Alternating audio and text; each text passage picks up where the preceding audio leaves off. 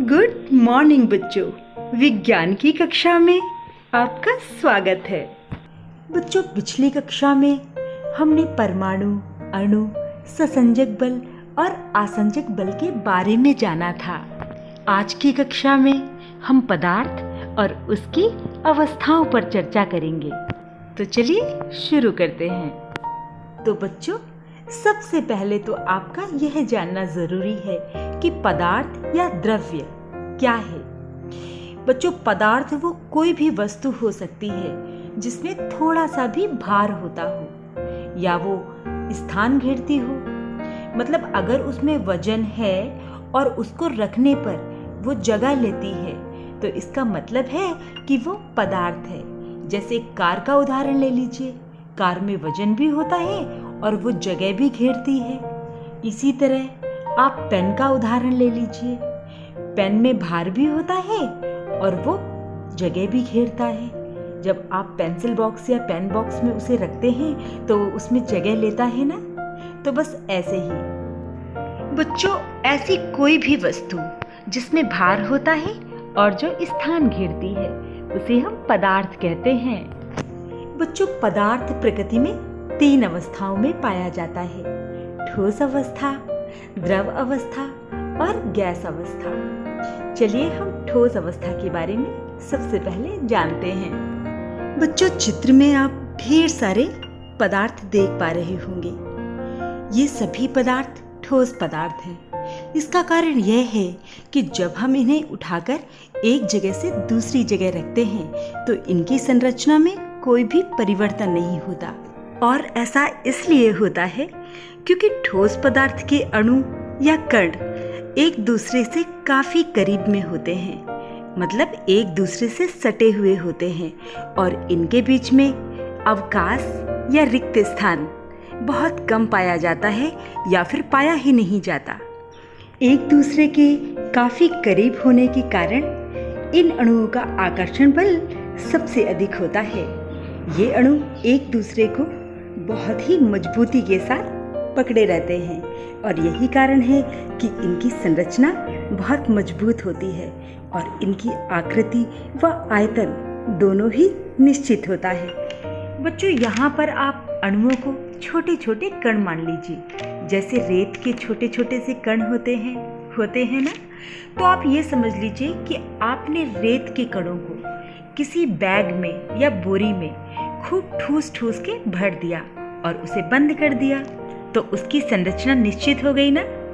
ऐसे ही ठोस के जो अणु होते हैं वो एक दूसरे से काफी करीब में होते हैं और इस कारण वो एक दूसरे से सटे होते हैं और इसलिए उनकी जो संरचना होती है वो काफी मजबूत हो जाती है।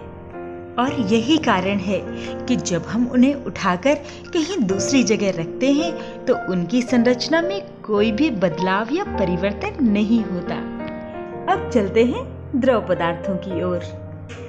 बच्चों, चित्र में आप ढेर सारे द्रव पदार्थ देख पा रहे होंगे।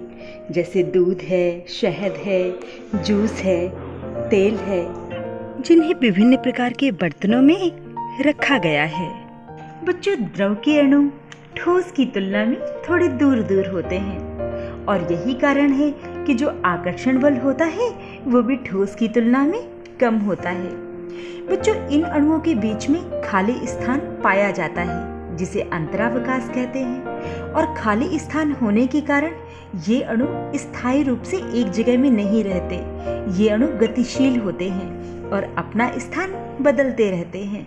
यही कारण है कि इनकी आकृति निश्चित नहीं होती। इसे हम इस तरह भी समझ सकते हैं। अगर कोई आपसे यह कहे कि इस द्रव को एक स्थान से दूसरे स्थान पर बिना किसी बर्तन के रख दीजिए, तो क्या आप इसे रख पाएंगे? नहीं रख पाएंगे, क्योंकि जैसे ही आप इस द्रव को अपने हाथ में लेंगे वो आपके हाथों में बहने लगेगा। क्योंकि अणुओं के बीच में खाली स्थान होने के कारण ये अणु गतिशील हो जाते हैं और स्थिर अवस्था में नहीं रहते और यही कारण है कि इनकी आकृति निश्चित नहीं होती।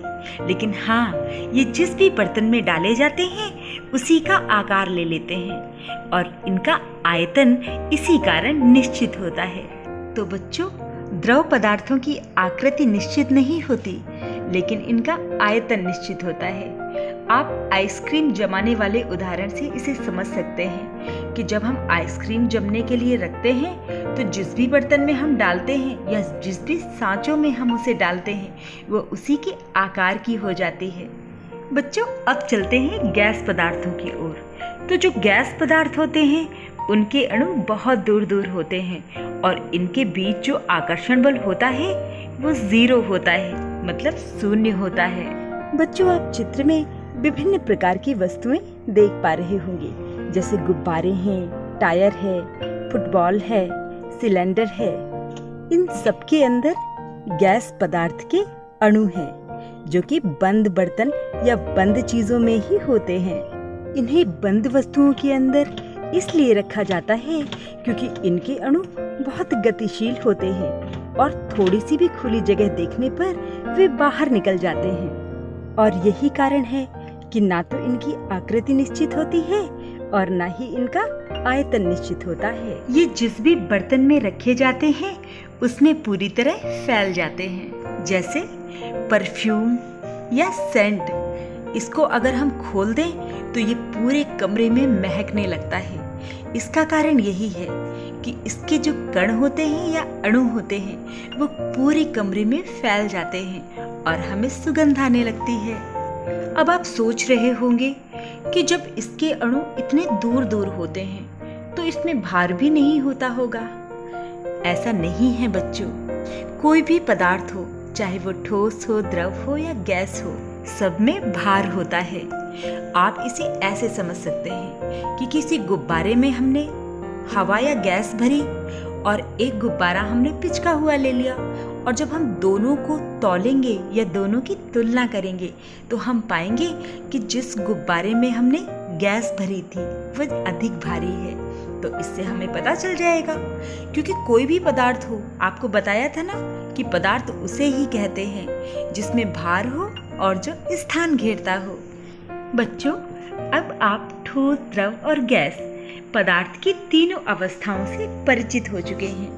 अब इन अवस्थाओं से संबंधित तथ्यों के बारे में मैं आपको अगली कक्षा में समझाऊंगी। तब तक पढ़ते रहिए, याद करते रहिए। अब मिलते हैं अगली कक्षा में। Bye bye.